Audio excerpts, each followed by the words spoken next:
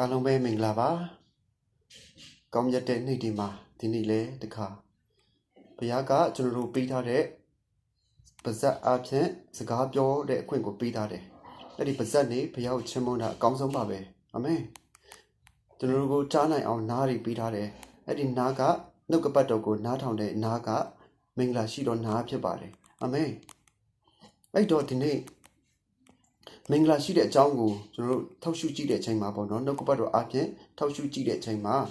ဘုရားကလူတွေကိုဒုက္ခပေးနေတယ်လို့မြင်ချင်းမဟုတ်ဘဲနဲ့ဘုရားကလူတွေကိုဘာလာလှုပ်ပေးလဲဆိုတဲ့အကြောင်းနဲ့ပတ်သက်ပြီးတော့ဆင်ခြင်လေ့လာရအောင်နော်ဘုရားကအခုကက်ယောဂဆက်ရောက်နေတယ်အဲ့ဒီကက်ယောဂကဘုရားကပေးလာတာလားကျွန်တော်ပြန်ကြည့်တဲ့အချိန်မှာအရင်တုန်းကဓမ္မဟောင်းမှာကြည့်မယ်ဆိုရင်ဓမ္မကျမ်းစာမှာကျတော့ဓမ္မဟောင်းဓမ္မသိဆိုတာရှိတယ်ဓမ္မဟောင်းမှာကျတော့ဘုရားကကောင်းကင်ကနေအတန်ပေးပြီးတော့စကားပြောတယ်ဓမ္မသိမှာရောက်တဲ့အချိန်မှာဘုရားကနှလုံးသားထဲကနေစကားပြောလာခြင်းဖြစ်တယ်အာမင်ဓမ္မဟောင်းမှာဘုရားကသူ့စကားနားမထောင်လို့ဣတုလလူမျိုးတွေသူ့ကိုပုံကန်လို့သူ့ကိုမဟုတ်ဘဲနဲ့တခြားဘုရားကိုကူးဝယ်တဲ့အချိန်မှာသူကအမျက်ဒေါသထွက်တယ်အမျက်ထွက်တယ်အဲ့ဒီတော့ဘုရားကဒဏ်ပေးတယ်သူတို့ပေါ့နော်ဒဏ်ပေးတယ်သူစီပြန်လာအောင်သူ့ကိုပြန်တွေ့အောင်သူ့ကိုပြန်ရှာအောင်ပေးတယ်အဲ့ဒီအချိန်မှာသူပေးခဲ့တဲ့အရာကနေစပြီးလူတွေကနောင်တရပါတယ်ဘုရားကဲမပါလို့អော်တဲ့အချိန်သူ့ကိုခေါ်တဲ့အချိန်သူကလွတ်မြောက်ခြင်းကိုထိုက်ပြီးတော့လွတ်မြောက်ခြင်းပေးတယ်အာမင်အဲ့မှာပဲမတည်စေဘူးအဲ့မှာပဲမဆုံးရှုံးစေဘူးသူကလွတ်မြောက်ခြင်းဆိုတာရှိတယ်အဲ့ဒီလွတ်မြောက်ခြင်းဆိုတာကသူပြောတဲ့စကားအတိုင်းနားထောင်ပြီးတော့လိုက်လုပ်တဲ့လူကိုပြောတယ်အာမင်အဲ့တော့အခုချိန်ရောက်တော့အဲ့ဒီအခုဖြစ်နေတဲ့ကိုရိုနာဗိုင်းရပ်စ်တို့ပေါ့နော်အီဘိုလာတို့ဒါဒီအားလုံးလည်းဘုရားစိတ်တူလို့ဘုရားအမျက်တော်ထွက်လို့ဖြစ်လာတာလားလို့ကျွန်တော်ဓမ္မကျမ်းစာအပြင်ထောက်ရှုကြည့်မယ်ဆိုရင်ပေါ့နော်စင်ကြင်ကြည့်မယ်ဆိုရင်သခင်ခရစ်တော်ကဒီလောကကိုကြွလာရခြင်းကသူကဘာလာလုပ်လဲနော်မျက်စိမမြင်တဲ့သူကိုမျက်စိမြင်အောင်သူလုပ်ပြီးတယ်လမ်းမလျှောက်နိုင်တဲ့သူကိုလမ်းလျှောက်အောင်တက်အောင်သူလုပ်ပြီးတယ်နားလေးနေတဲ့သူကိုနားပွင့်စီတယ်နားကြောင်းအောင်လုပ်ပြီးတယ်အေယာကိုကြည့်ချင်းအားဖြင့်ဘုရားကဒုက္ခလာပေးဖို့မဟုတ်ဘူးလူကိုလာပြီးမှအပြစ်ဒဏ်ပေးဖို့မဟုတ်ဘူးလို့ပြောတာကိုတွေ့ရတယ်အဲ့ဒီတော့ဒီရှင်ယောဟန်အခန်းကြီးစနစ်အငယ်48မှာကြည့်လိုက်မယ်ဆိုရင်ဘုရားကပြောလဲငါစကားကိုကြားတော့သူတွေမယုံကြည်ပဲနေလင်သူကိုငါဒီအပြစ်မစင်ရင်လောကီသားတို့ကိုအပြစ်စင်ရင်အံ့တော်ငါလာသည်မဟုတ်လောကီသားတို့ကိုကယ်တင်အံ့တော်ငါလာ၏အဲ့ဒါယေရှုနှုတ်ကပတ်တော်ဖြစ်တယ်ယေရှုပြောတဲ့စကားဖြစ်တယ်အဲ့ဒါကြောင့်သူကိုမယုံကြည်ပဲသူ့စကားကိုကြားပြီးမယုံကြည်ပဲနေလင်တဲ့သူကိုငါအပြစ်မစင်ရင်တဲ့ကဲကျွန်တော်စဉ်းစားကြည့်ခရစ်တော်ကလာပေးဖို့လာတာနော်ဘာဖြစ်လို့လဲသူကလောကီသားတွေကိုချစ်လို့မပြစ်မဆုံးပဲနဲ့ရှိနေတာကို तू မကြည့်ရဘူးအဲ့ဒါကြောင့်မြက်ကန်းတွေကို तू မကြည့်ရဘူးခြေတော့ကျိုးနေတဲ့ဟာကိုလမ်းမလျှောက်တတ်တာကို तू လမ်းလျှောက်စေခဲ့တယ်ပြည့်စုံအောင် तू လာလှုပ်ပေးတာလာပေးတာပဲရှိတယ် तू ဘာမှမတောင်းဘူး तू လာလှုပ်ပေးတယ်ကဲလိုအပ်ရင်ငါစီလာခဲ့ငါ့ကိုလိုတဲ့ငါ့ကိုလိုတဲ့ तू ငါစီလာခဲ့ငါလှုပ်ပေးမယ် तू လှုပ်ပေးတာပဲဖြစ်တယ်နောက်ဆုံး तू ဘာလှုပ်ပေးခဲ့လဲသူ့ရဲ့အသက်ကိုပါကျွန်တော်တို့လူသားတွေအတွက်ပေးခဲ့တယ်အပြစ်သားတွေအတွက် तू ပေးဆက်သွားခဲ့တယ် तू စုပ်ပေးသွားခဲ့တယ်အဲ့ဒါကြောင့် तू လာလှုပ်ဖို့လာဒုက္ခလာပေးဖို့လာတာလားမဟုတ်ဘူး तू ကပြန်ပြီးကယ်တင်ပေးဖို့လာခြင်းဖြစ်တယ်ကဲကျွန်တော်တို့ရှင်ယောဟန်အခန်းကြီး3အငယ်16မှာကြည့်မယ်ဆိုရင်ရှင်ယောဟန်အခန်းကြီး3အငယ်16မှာကြည့်မယ်ဆိုရင်ပေါ့နော်ဘုရားသခင်သားတို့ကိုယုံကြည်တော်သူအပေါင်းတို့သည်ပျက်စီးခြင်းသို့မရောက်ထာဝရတိုက်ကိုရစေခြင်းကဘုရားသခင်သည်မိမိ၌တပါးတည်းသောသားတို့ကိုစွန့်တော်မူသည့်တိုင်အောင်လောကီသားတို့ကိုချစ်တော်မူ၏လို့ပြောတယ်အာမင်အမှကယ်တင်ခြင်းမျိုးတွေ့ရတယ်ပထမတစ်ခုကသားတော်ကိုယုံကြည်တဲ့သူကပျက်စီးခြင်းတော့မရောက်ဘူးတဲ့ထာဝရတက်ကိုရမယ်တဲ့နှစ်ခုနော်ပျက်စီးခြင်းဆိုတာကကျွန်တော်ဒီခန္ဓာကိုယ်ယောဂအမျိုးမျိုးရှိမယ်မဟုတ်ရင်လည်းကားတိုက်လို့ဆိုင်ကယ်တိုက်လို့လက်ကျိုးတာတွေရှိမယ်အဲ့ဒါတွေကပျက်စီးသွားပြီလေပျက်စီးသွားတယ်လို့ခေါ်တာလေအဲ့ကြောင့်ဒီလောကမှာ तू မပျက်စီးစေဘူးမပျက်စီးအောင် तू လာပြီးမှကာကွယ်ပေးတယ်လို့ပြောတယ်ဒီလောကမှာနေတဲ့အချိန်မကြုံဘူးလားကားတစ်စီးစီးသွားတဲ့အချိန်ဥပမာပေါ့နော်ယုံကြည်သူနဲ့မယုံကြည်သူခရစ်တော်ကိုယုံကြည်သူနဲ့မယုံကြည်သူရှိမယ်ကားစီးသွားတဲ့အချိန်ကားတိုက်တယ်ထားလိုက်ပါတော့ဥပမာနော်ကားတိုက်တယ်ထားလိုက်ပါတော့ကားကြောက်တဲ့ကြတယ်ထားလိုက်ပါတော့ဒါပေမဲ့သူကာကွယ်ပေးမှာက သူ့ကိုခေါ်တဲ့သူသူ့ကိုယုံကြည်တဲ့သူပဲသူလှုပ်ပိုင်ခွင့်ရှိတယ်ဘာဖြစ်လို့လဲဆိုတော့သူ့ကိုမယုံမဲနဲ့သူလှုပ်လို့မရဘူးအခွင့်မပေးဘူးရောလှုပ်ပေးပါဆိုတဲ့အခွင့်ကိုသူမပေးဘူးအဲ့ဒါကြောင့်သူကစိတ်ခိုင်မာနေတယ်နှလုံးခိုင်မာနေတယ်အဲ့ကြောင့်သူခရစ်တော်ကလှုပ်ပေးခြင်းပဲလှုပ်ပေးခွင့်မရှိတာအဲ့ဒါကဘာနေရလဲဆိုရင်ယုံကြည်ခြင်းတစ်ခုနဲ့ပဲရသွားတာမပြည့်စည်ဘူးဆိုတာကအားလုံးပြည့်စုံရမယ်အားလုံးအနာစာမရှိရဘူးဆိုတဲ့ဟာကိုဖြစ်လာတဲ့မြတ်အကလုံးကိုသူတောင်းယူပြီးတော့ကောက်ွယ်ပေးမယ်ဆိုတဲ့မပြည့်စည်ရတဲ့အကြောင်းကိုပြောနေခြင်းဖြစ်တယ်အဲ့ဒီတော့ထာဝရတက်ဆိုတာကကျွန်တော်နောက်တမတ်လုံးမှာဘုရားသခင်နဲ့အတူကောင်းကင်ဘုံမှာရှိမယ်ငရဲကနေလွတ်မြောက်မယ်ဆိုတဲ့ဟာကိုသူအမှတ်ခံနေခြင်းဖြစ်တယ်အဲ့ဒီလူကဘာလူလဲဘယ်လိုမျိုးလူလဲယုံကြည်တော်သူတဲ့လှုပ်เสียမလို့ဘူးယုံကြည်တယ်ဆိုတာကစိတ်နှလုံးအပြည့်ယုံကြည်တာပဲဘာမှလှုပ်เสียမလို့ဘူးလှုပ်ရင်လည်းမရဘူးဆိုတာဘုရားသိတယ်မဟုတ်လားကျွန်တော်ဘယ်တော့ပဲချင်းအကျင့်အားဖြင့်မရဘူးဆိုတာမကျင့်နိုင်ဘူးဆိုတာဘုရားသိလို့ဘုရားကလာခဲ့ခြင်းဖြစ်တယ်ကဲနောက်တစ်ခုကိုကြည့်မယ်ဆိုရင်ပေါ့နော်လုကာအခန်းကြီး21ရှင်လုကာအခန်းကြီး21အငယ်36မှာထို့ကြောင့်သင်တို့သည်ဖြစ်လက်တန်သောအမှုရာတို့နှင့်ကင်းလွတ်၍လူသားထံသို့ရောက်ခြင်းကိုခံထိုက်တော်သူဖြစ်သည်ဟုမှတ်တော်မူမည်ကြောင့်အစဉ်ဆုတောင်းလျက်စောင့်နေကြလော့ဟုမိန့်တော်မူ၏အာမင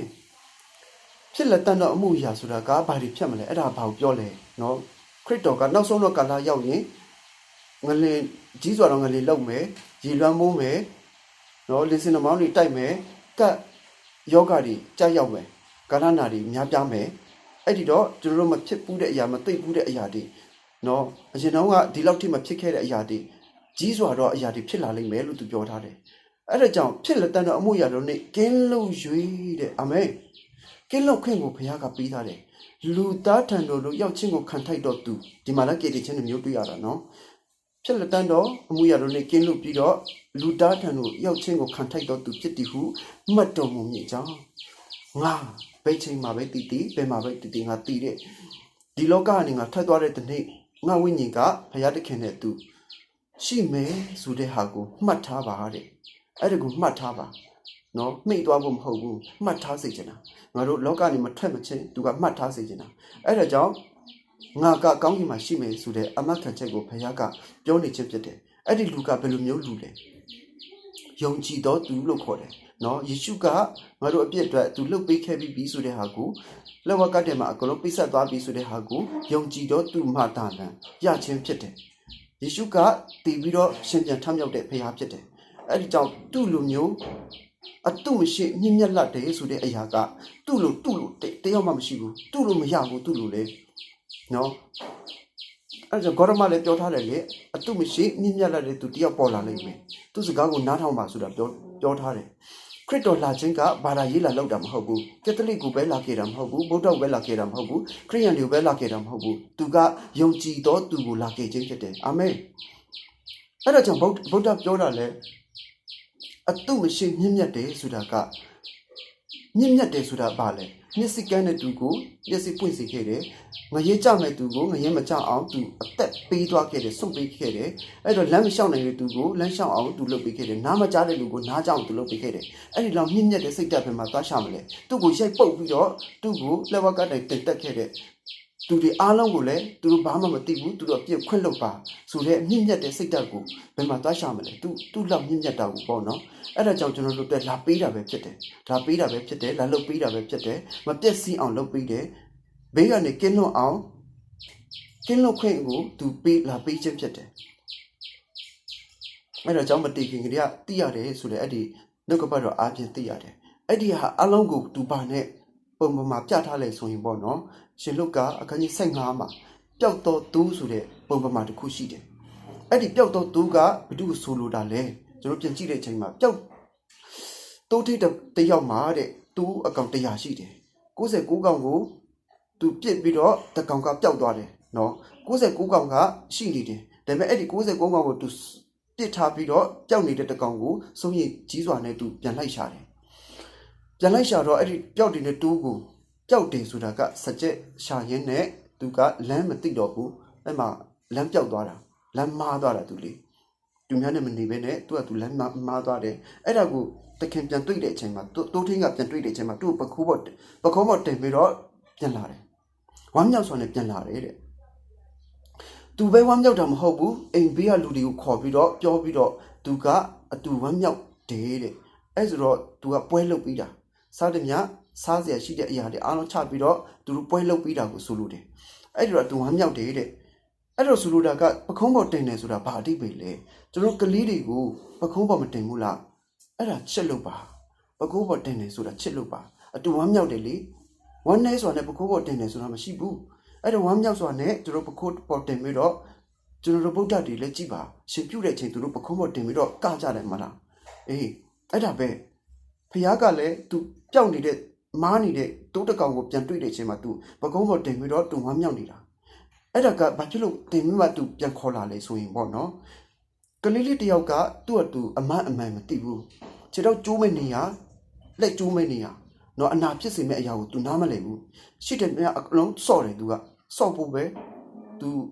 စန္ဒပဲ तू သိတယ်အမှန်မခွဲချတတ်တယ်ဘူးအဲ့တော့အဲ့ဒီတိုးလေးဒီလိုပါပဲငါဒီလိုင်းသွားလို့အဲ့မှာကြောက်ရှိတယ်အဲ့မှာမှုဆိုးရှိတယ်ဆိုတာ तू နားမလည်ဘူးအဲ့ဒါကဘာလို့ဆိုလို့လဲဆိုရင်တို့အမြဲတမ်းချောင်းနေတဲ့ तू ကစိုက်တန်မနဖြစ်တယ်နော်အဲ့ဒီစိုက်တန်ကကြောက်တဲ့ကြစီတယ်လက်ကျူးစီတယ်ခြေတော့ကျူးအောင် तू လုပ်တယ်အဲ့ဒီတော့ညားပစ်ပြီးတော့ तू ကိုတတ်လိုက်တယ်အဲ့ဒီအနေရှိတယ် तू မှာပေါ့နော် तू ကဘာမှမသိဘူးဆိုတော့အဲ့ဒီတော့စိုးရိမ်တာကတိုးထင်းကစိုးရင်တာကအဲ့ဒါကိုစိုးရင်တာစာတန်လက်ထက်ပါသွားမှာကိုစိုးရင်တာအဲ့ဒီညာပစ်ပြီးတော့တည်သွားမယ်ဆိုရင်သူ့ကိုတခါတည်းစာတန်ကသူ့နဲ့အတူငရဲသွားမှာလေအဲ့ဒါကိုစိုးရင်ပြီးတော့သူပြန်တွေ့တဲ့အချိန်ဘကုန်းပေါ်တင်တယ်ဆိုတာကသူ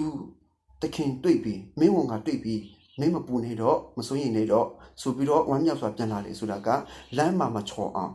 နော်နောက်ထပ်မပြောက်အောင်လမ်းမှာမှုဆိုးတွေဘေးရန်နေကာကွယ်ပေးအောင်သူကပခုံးပေါ်တင်ပြီးတော့ပြန်လာတယ်ဆိုတာကျွန်တော်တွေ့ရပါတယ်တကယ်လို့ကြောက်တဲ့ထကြမယ်ဆိုရင်သူကသူရှောက်ခိုင်းမယ်ဆိုရင်ကြောက်တဲ့ကြမယ်မှုဆိုးတွေလည်းပြစ်နဲ့သူ့မှန်တက်တယ်အဲ့ဒါကြောင့်ကာကွယ်ပေးထားတာနော်ကာကွယ်ပေးထားတာဝမ်းမြောက်စွာနဲ့သူကာကွယ်ပေးထားခြင်းဖြစ်တယ်အဲ့ဒီပုံမှန်ကိုကြည့်မယ်ဆိုရင်အမတန်ဘုရားကဘာဆိုလိုခဲ့တာလဲဆိုရင်ဝမ်းမြောက်စရာကောင်းတဲ့ပုံမှန်ပါပဲအဲ့ဒီကလေးတွေကဘယ်အရွယ်လဲနှုတ်ဆုတော့တငယ်ဖြစ်တယ်သူကသူဘာမှမသိဘူးအမှန်မခွဲချက်တတ်တဲ့အရွယ်ကနှုတ်ဆိ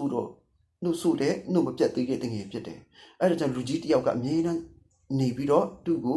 စောင့်ရှောက်ပေးရတယ်ကြည့်ရှုရတယ်တခုခုဖြစ်လို့ဘယ်လောက်တိဆိုးရင်လဲဆိုတာမိဘဖြစ်တဲ့သူကသိမှာပါအဲ့တော့ဘုရားလည်းဒီလိုပါပဲကျွန်တော်အပြစ်ရှိတယ်ဘုရားနဲ့မတန်ဘူးလို့မပြောပါနဲ့နော်အပြစ်သားတွေအတွက်သူဆင်းလာခြင်းဖြစ်တယ်ဘာသာရေးပဲဘာသာမှပဲနေပါစေဘာသာရေးကိုကျွန်တော်ဘုရားကလာပြောတာမဟုတ်ဘူးเนาะဘာသာရေးအကြောင်းကိုကက်သလစ်ဖြစ်မှငါကဲတင်မယ်နှစ်ချင်းဖြစ်မှငါကဲတင်မယ်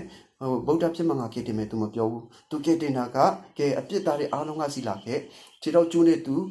ူမျက်စိကန်းတဲ့သူနားလေးတဲ့သူငါစီလာခဲ့အဲ့ဒါကိုအားလုံးကပြီးပြည့်စုံအောင်မပြည့်စည်အောင်ငါပြုပြင်ပေးမယ်เนาะအပြစ်တွေအားလုံးငါကဲလွတ်ပေးမယ်ငရဲကနေငါကဲလွတ်ခွင့်ပေးမယ်ဆိုတဲ့အရာကိုသူကဒုက္ခဘဝကိုခံစားနိုင်ဖို့ရအတွက်လာခြင်းဖြစ်တယ်ငရဲကနေနောက်ဘဝမှာကဲလွတ်ပေးတဲ့အပြင်เนาะဒီဘဝမှာလည်းသူတက်စီးခြင်းတော့မရောက်စီဘူးဖြစ်လက်တန်တော့အမှုရအားလုံးနဲ့ကင်းလွတ်စီတဲ့ဖရားဖြစ်တယ်အဲ့တော့ကျွန်တော်တို့လောက်ရမှာကသူပြောတဲ့အစင်ဆုတောင်းရဲ့စောင့်နေကြလို့တဲ့ယုံကြည်တယ်ဆိုရင်သူ့ကိုခေါ်ပါသူ့ကိုဆုတောင်းပါယေရှုကျွန်တော်ဒီနေ့ဒီလိုမျိုးပြဿနာဖြစ်တယ်ဒီလိုမျိုးရှိနေတယ်เนาะဘေးအန္တရာယ်ပဲမဟုတ်ဘူးပြဿနာကြုံနိုင်လဲဆုတောင်းကြည့်ပါသူကခေါ်ရင်ထူးတဲ့ဖရားဖြစ်တယ်အဲ့ဒါကြောင့်အရင်တော့ကအတမဟောင်းမှာပြဿနာတစ်ခုဖြစ်လာပြီဆိုရင်ဘုရားကိုခေါ်တဲ့အချိန်သူကလွတ်မြောက်တဲ့အရာတစ်ခုအားဖြင့်ဘုရားကလွတ်မြောက်စေခဲ့တယ်အာမင